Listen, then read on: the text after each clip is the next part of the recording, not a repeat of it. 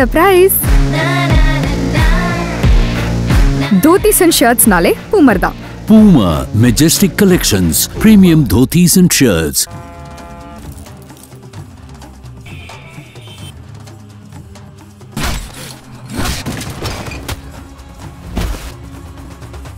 अर्जुन நீ இப்ப எப்படி இருக்கியோ எப்பமே எப்படி இருப்பியா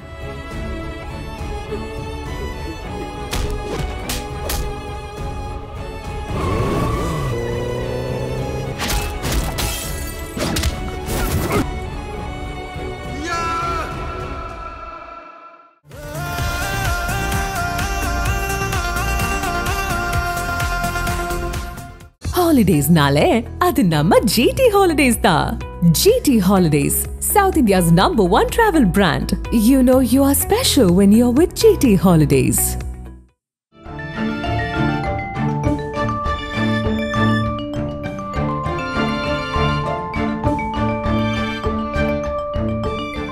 உங்கள் ஜீரண கோளாறுகளுக்கும் வயிற்றெரிச்சலுக்கும் சரியான ஒரு தீர்வு.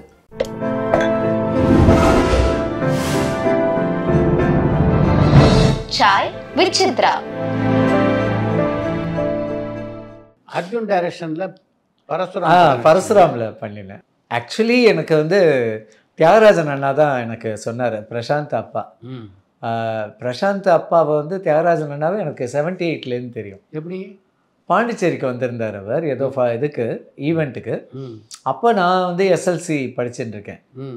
அப்போ போய் அங்கே எங்கள் வீட்டுக்கிட்ட ஹோட்டலுக்கு வந்திருக்காருன்னொடனே போய் பார்க்க போனேன். நான் போய் பார்க்க போயிட்டு பேசிகிட்டே இருந்தேன். அப்புறம் என்னப்பா பண்ணுற எல்லாம் கேட்டார். பாடுவேன் சார் ஆடுவேன் சார்னு என்னை பாட சொல்லி ஆட சொல்லிலாம் பார்த்து அப்படியே ஃப்ரெண்ட் ஆகிட்டார். மெட்ராஸ் வந்தேன்னா வா வீட்டுக்கு அப்படின்னு அப்படியே போக ஆரம்பிச்சு அப்புறம் மெட்ராஸ் வந்த பிறகு நிறைய அவர் வீட்லேயே போய் இருந்திருக்கேன். நிறைய தியாகராஜன் அண்ணா வீட்லேயே.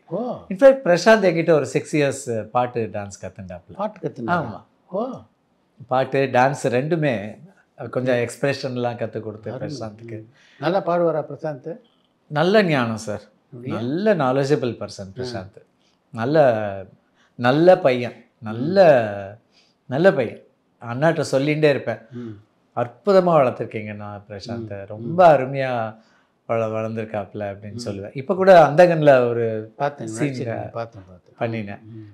ஸோ அந்த மாதிரி தியாகராஜன் அண்ணா வந்து ஃபோன் பண்ணார் ஒரு நாள். பண்ணிவிட்டு டேய் நம்ம அன்பாலயா பிரபாகரன் சார் வந்து படம் பண்ணுறாரு, நம்பர் தரேன் உனக்கு, உன் கூட பேசணும்னு சொன்னார் அப்படின்னு சொல்லிட்டு ஃபோன் பண்ணேன்.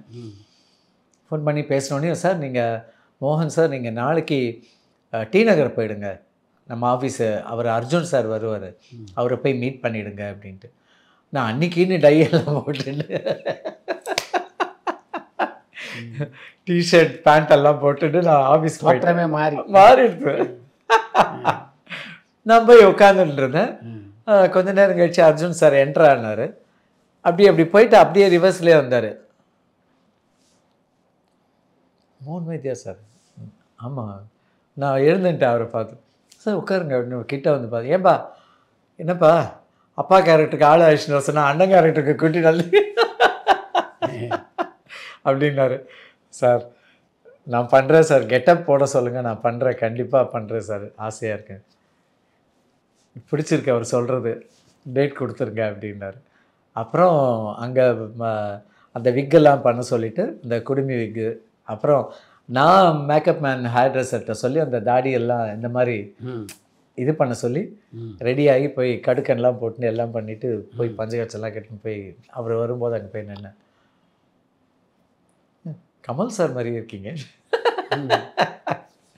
சார், பெரிய வார்த்தை சார், தேங்க்யூ அப்படின்னேன். அதில் அந்த சீனு அவர்கிட்ட அவர் உட்காந்துருப்பார், நான் சொல்லுவேன், அந்த டைலாக் சொல்லுவேன், மகாபாரதம் புஸ்தகம் இருக்க வேண்டிய இடத்துல துப்பாக்கி இருக்குன்னு இதை சொல்லுவேன். அப்போ நான் வந்து என் பிள்ளை எனக்கு வேணும், காப்பாற்றி கொடுக்கும், என் பிள்ளை எனக்கு வேணும் சார், ஹெல்ப் பண்ணுங்க. இந்த கையெல்லாம் அப்படி ஷூட் பண்ணி நடித்த உடனேயும் அவர் அர்ஜுன் சார் என்னையே தான், அவர் தானே டைரக்டர், ஆக்சுவலி என்னையே தான் பார்த்துட்டு இருந்தார். அற்புதமாக பண்ணுறீங்க சார், அந்த கண்ணெல்லாம் கலங்கி ஆட்டோமேட்டிக்காக வந்துடுது சார். நம்மளுக்கு டைலாக் வைஸ் நம்மளுக்கு அதை உணர முடியும் இல்லையா? ஸோ நான் மோஸ்ட்லி கிளிசரின் யூஸ் பண்ணவே மாட்டேன். அழகிற சீன்லாம் ஒரிஜினலாகவே அழுதுருவேன். ஏன்னா அவ்வளோ சோகங்கள்லாம் பட்டிருக்கேன் என் வாழ்க்கை. அது ஒரு அற்புதமான ஒரு விஷயம் சார். அது நடந்தது பரசுராமில் பண்ணது. ரொம்ப ரொம்ப அருமையான விஷயம், அது மறக்கவே முடியாது. அந்நியன் பட வாய்ப்பு எப்படி வந்தது உங்களுக்கு? அதுவும் இதே மாதிரி தான் சார். ஒரு 1.5 மாதமோ என்னமோ சிங்கப்பூர் போயிருந்தேன், ஒரு மியூசிக் கம்போசிங்காக போயிருந்தேன். அங்கேருந்து வந்த பிறகு ராஜேஷ் தான் ஃபோன் பண்ணினான். முன்னா எப்போ வந்தேள் நீங்கள்? சங்கர் சார் ஆஃபீஸ்லேருந்து உங்களை வலை வீசி தேடின்னு இருக்காங்க, முதல்ல ஃபோன் பண்ணுங்க அப்படின்னு சொல்லி நம்பர் கொடுத்தான். சரி வாங்கிட்டு ஃபோன் பண்ணேன். சார் ஆமாம் சார், சார் படம் பண்ணுறாங்க, உங்களை பார்க்கணுன்னு சொன்னாங்க, ஆஃபீஸ் வா. இதே மாதிரி ஆஃபீஸுக்கு போனேன். சங்கர் சாரோடைய ஆஃபீஸ்க்கு போனேன். சங்கர் சார் வந்தார். அப்புறம் மீட் பண்ணி பேசினார். இந்த மாதிரி கேரக்டர் ஹீரோயினோட அப்பா, ஒரு பாட்டு பாடுற ஃபேமிலி, எல்லாம் கதையெல்லாம் சொன்னார். சொன்னதுக்கப்புறம் கண்டிப்பாக சார் பண்ணுறேன் சார், உங்கள் டைரெக்ஷனில் பண்ணுறதுக்கு என்ன சார் அப்படின்னு. அதுக்கப்புறம் கன்ஃபார்ம் பண்ணி ஃபோட்டோஸ் எல்லாம் எடுக்க வச்சு, நான் நம்ம ரஞ்சனி அவங்க தானே பேரா பண்ணாங்க, அது ஃபோட்டோஸ்லாம் எடுக்க வச்சாங்க. எடுக்க வச்சுட்டு அதுக்கப்புறம் அக்ரிமெண்ட்லாம் போட்டு டேட்ஸ் எல்லாம் கொடுத்துட்டு, அந்த ட்ரெயின் சீக்வன்ஸ் இருக்குது இல்லையா, அந்த மியூசிஷியன்ஸ்லாம் வருவாங்க இல்லையா, அது எல்லாமே நான் தான் அரேஞ்ச் பண்ணி கொடுத்தேன் சார். ஓ அருமை. ஆமாம், அவர் சொல்லியிருந்தார். ஆஃபீஸில் சொன்னாங்க, சார் அது ஒரிஜினலாகவே வாசிக்க தெரிஞ்சவங்க இருந்தால் நல்லா இருக்கும்னு ஃபீல் பண்ணுறாரு சார், உங்களுக்கு தெரிஞ்சவங்களெல்லாம் நீங்கள் கர்நாடிக் டச் இருந்துகிட்டே இருக்கும். இல்லை நிஜமாக அந்த ட்ரெயினில் அவங்களே தான் எல்லாருமே வாசி பண்ணாங்க. அருமை. எல்லாம் ஒரிஜினலாக ஃப்ளூட்டு, மிருதங்கம், கட்டம், அது எல்லாமே நான் ஒரு 50-60 பேரை கூட்டின்னு போயிருந்தேன். அவங்களெல்லாம் வாசிக்க வச்சு இது பண்ண சொல்லி வீடியோ பண்ணி அதுக்கப்புறம் தான் செலக்ட் பண்ணார். அதுலேருந்து ஒரு 16 பேரை செலக்ட் பண்ணார். ஸோ எல்லாருமே ட்ராவல் பண்ணினோம். அவர் டைரக்ஷன் நடிச்சது எப்படி இருந்தது சார்? ஒன்றும் வார்த்தைகளே கிடையாது சார் அது சொல்கிறதுக்கு. ஏன்னா நான்லாம் லைஃப்பில் சங்கர் சாரெல்லாம் பார்க்க முடியுமான்னு ஏங்கின காலங்கள் உண்டு. ஸோ அவர் டைரெக்ஷன்லேயே நடிக்கும்பொழுது ஒவ்வொரு ஷாட்டும் ஒவ்வொரு சீனும் எடுக்கும்பொழுது நான் அப்படியே ரொம்ப என்ஜாய் பண்ணி பண்ணுவோம். அதே மாதிரி தான் அவரும் ரொம்ப ஃப்ரெண்ட்லியாக, ரொம்ப ஜாலியாக வந்து எங்களோடலாம் ரொம்ப மிங்கிளாகி எல்லாரோடையும் பேசிட்டு, அந்த மாதிரி ரொம்ப ஒரு ரொம்ப நல்லா இருந்தது. அந்த படித்துறையில் லவ் லெட்டர் கொடுத்துட்டு சொல்லும்போது நான் வந்து அந்த ஷோ ஸ்வீட் அப்படின்பேன். அப்புறம் அங்கேருந்து மைக்கில், சார் அவ்வளோ வேண்டாம், ஸ்மைலு கொஞ்சம் குறைச்சிக்கலாம், அந்த மாதிரி அவருக்கு என்ன வேணுமோ அதை கேட்டு வாங்கிட்டார் எங்கள்கிட்ட. அதே மாதிரி அந்த உட்காந்துருக்கும்போது லெட்டர் படிச்சியா அப்படின்னு விவேக் சார் வந்து கேட்பார் இல்லையா, என்ன லெட்டர்? லவ் லெட்டருமா, பியூட்டிஃபுல் ஃபேமிலி அப்படின்பாரு. அங்கெல்லாம் கூட சார் வந்து, நான் சங்கர் சாரும் கோவப்பட்டு பார்க்கல, நாங்களாம் ரொம்ப ஜாலியாக இருந்தார் ஷூட்டிங் போதெல்லாம். அது எல்லாமே ரொம்ப நிஜமாகவே இது எல்லாமே வந்து எனக்கு லைஃப்பில் கிடைச்ச பெரிய விஷயந்தான் சார். நான் எதிர்பார்க்காம கிடைச்ச விஷயங்கள் தான். உங்களுடைய முதல் பட கதாநாயகன் தான் அந்நியன் படத்துடைய கதாநாயகன். ஆமாம். அப்போ அந்த சேது பட அனுபவங்கள்லாம் பேசிப்பீங்களா செட்டில் நீங்கள்? ஆமாம் ஆமாம் பேசுவோம். அந்த இன்ஃபேக்ட் அதில் சேதுவில் வந்து கலாய்ப்பார் இல்லையா, அவனை கல்யாணம் பண்ணிட்டு என்ன பண்ண போகிற அப்படின்லாம் சொல்லி இது பண்ணுவார் இல்லையா.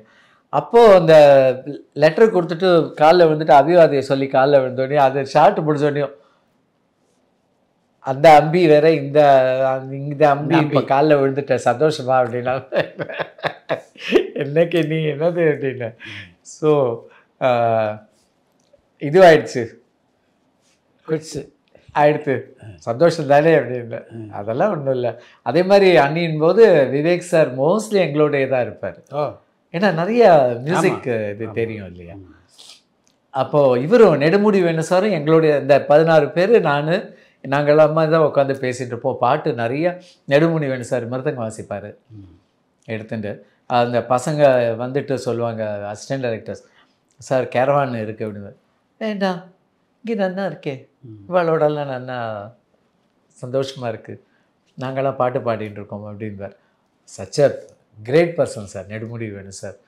விவேக் சாரும் எங்கள்கிட்ட உட்காந்துட்டு இந்த ராகம் பாடுங்க, அந்த ராகம் பாடுங்கன்னு கேட்டுகிட்டே இருப்பார். ஸோ அந்த மாதிரி. பட்டு சேதுவில் எப்படி பார்த்தேனோ விக்ரம் அதே மாதிரி தான் அந்நியன்லேயும் அப்படி தான் இருந்தாப்புல. அதே மாதிரி தம்பி ராஜேஷ் சொல்லுவான், எப்போவாது எங்கேயாவது ஃப்ளைட்லலாம் பார்த்தா கூட அண்ணா எப்படி இருக்காருன்னு கேட்டு விசாரிப்பாராம். நீங்கள் சின்ன வயசில் தியாகராயனை தேடி போய் பார்த்த மாதிரி வேற எந்த கலைஞரையாவது போய் தேடி பார்த்துருக்கீங்களா நடிகர்களில்? ஷூட்டிங் நடக்கும்போது போய் பார்த்துருக்கேன் சார். பட் தியாகராஜன் அண்ணாவோட ஃபேமிலியில் பழகின மாதிரி நான் ரொம்ப யாரோடையும் பழகலை. எப்போ ஃபோன் பண்ணாலும் அண்ணா பேசுவாங்க. திடீர்னு கூப்பிட்டாரு, அந்தகன் கூட திடீர்னு கூப்பிட்டாரு, ஏய் நாளைக்கு என்ன பண்ணிகிட்டு இருக்கடா அப்படின்னு.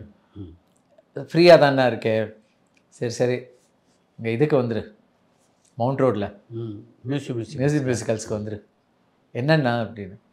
வாடா 4 ட்ரெஸ்ஸை எடுத்துகிட்டு வா அப்படின்ற. ஓ கேரக்டர் ஃபுல்லாக இருக்கு. என்ன ஏதுன்னெலாம் சொல்லலை. அப்புறம் போனேன். அதுக்கப்புறம் தான் சொன்னார், வா பிரசாந்தோட ஒரு முக்கியமான சீனு அண்ணன் இல்லை. ஐயோ தேங்க்ஸுண்ணா அப்படின்னு. அதுக்கப்புறம் எனக்கு என்ன நடிக்க போகிறேன்லாம் ஒன்றுமே சொல்லலை.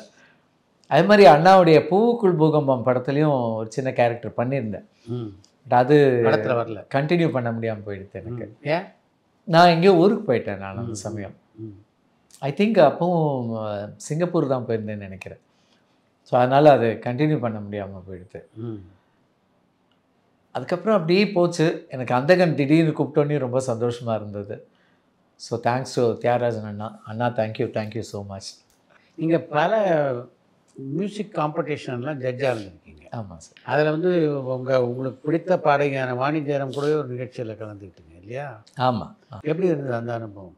சார் ஆக்சுவலி ராகம் சங்கீதம் ப்ரோக்ராம் தான் ஃபஸ்ட்டு உங்களுக்கு classical based program, reality shows. ஆமாம். அது 3 இயர்ஸ்க்கு அப்புறம் தான் உங்களுக்கு சப்தஸ்வரங்கள் எல்லாமே வர ஆரம்பிச்சிது ஆக்சுவலி. அந்த 3 இயர்ஸ்க்கு அப்புறம் நான் அதிலே ராஜ் டிவிலே பரதம்னு ஒரு ஷோ பண்ணேன். 2 இயர்ஸ் பண்ணேன் பரதம்னு, கிளாசிக்கல் பரதநாட்டியத்தை வச்சு. ஸோ அந்த மாதிரி அந்த ஷோஸே வந்து நானே ஆங்கர் பண்ணி பண்ணும்பொழுது எனக்கு அதில் ஒரு நிறைய அனுபவங்கள் வந்தது. எத்தனை சிங்கர்ஸ் இருக்காங்க அப்படின்னு சொல்லி. இன்றைக்கி வந்து எனக்கு ரொம்ப ப்ரௌட் ஐ ஃபீல். நம்ம மதுமிதா, சாருலதாமணி, மகாநதி சோபனா, ஹரிணி, பிரியா, இந்த சொக்குதே மனம் பண்ணினாங்களே பிரியா, அப்புறம் நம்ம வித்யா, நிறையா பேர் இந்த ஷோவில் சின்ன பசங்களாக வந்துட்டவங்க. ஸோ இன்றைக்கி அவங்கெல்லாம் பாடகிகள். ஆமாம்.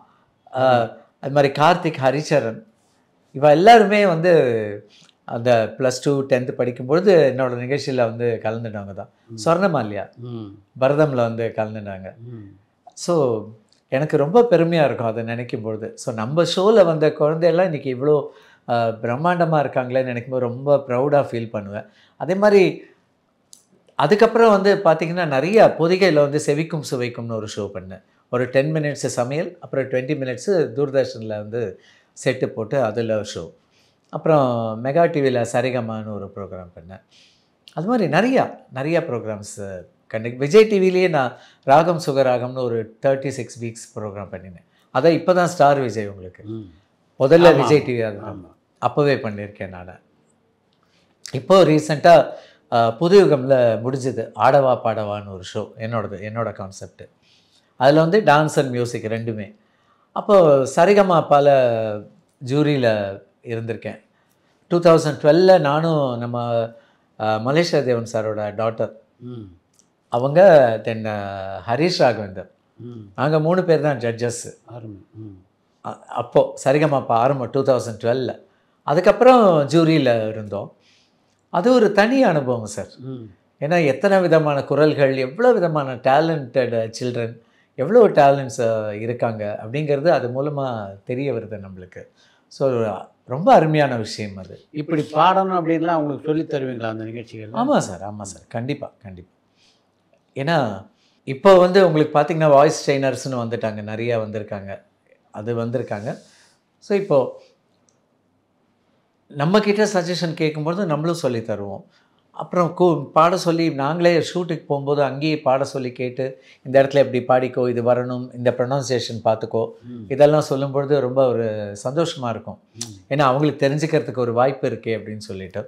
ஸோ அந்த மாதிரி நிறைய வாய்ப்புகள் வந்திருக்கு. அவங்களுக்கு சொல்லி தந்து அவங்க கரெக்டாக பாடிட்டா நம்மளுக்கு ஒரு அதே அந்த இடம் வரும்போது அங்கே கரெக்டாக பாடினுமேன்னு அப்படியே பார்த்துட்டுருப்போம்.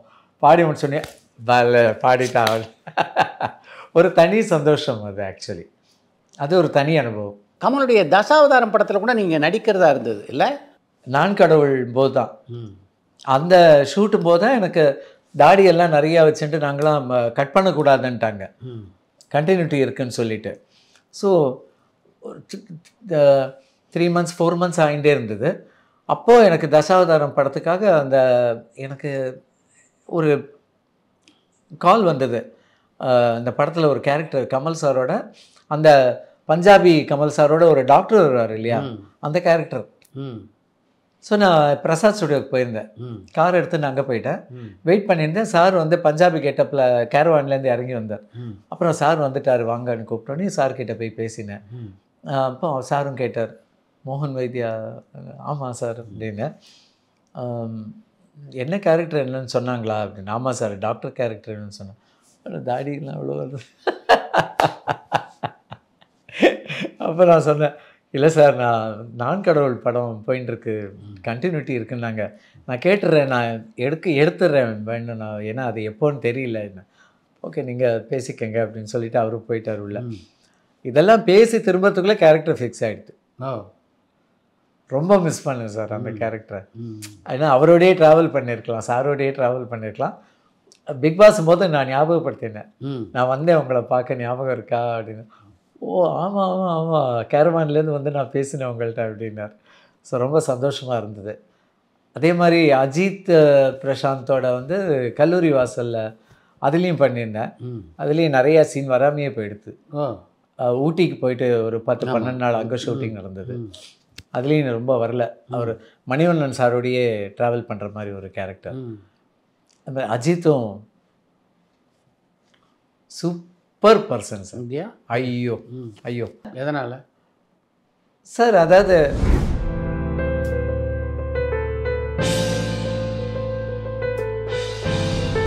கமல்ஹாசன் பியானோ வாசிக்க நீங்களும் ராஜேஷ் வைத்தியம் பக்கத்தில் நிற்கிற மாதிரி ஒரு ஃபோட்டோ பார்த்தேன். எப்போ எடுக்கப்பட்ட ஃபோட்டோ?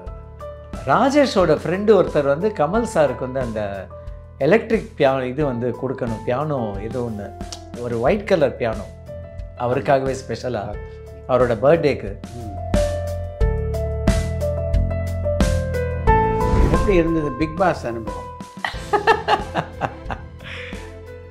சார் அது ஒரு தனி உலகம் சார், அது தனி உலகம். பிக் பாஸ் ஹவுஸில் உங்களோட மிகுந்த நட்புல இருந்தது யார்? உங்களோட பிரச்சனையில் இருந்தது யார்? என்னோட பிரச்சனையில் இருந்ததுன்னா சரவணன். பிக் பாஸ் நிகழ்ச்சியில் மீரா மிதுனுக்கு நீங்கள் முத்தம் கொடுத்தீங்களா இல்லையா? நான் ஒரு அப்பா அப்படிங்கிற ஸ்தானத்தில் தான் நான் வந்து அவங்களுக்கு நெத்தியில் முத்தம் கொடுத்தேனே தவிர வேறு எந்த கெட்ட எண்ணத்தோடையும் நான் பண்ணலை. எனக்கு அந்த மாதிரி எண்ணங்களும் கிடையாது, வாழ்க்கையில் எப்போவுமே கிடையாது.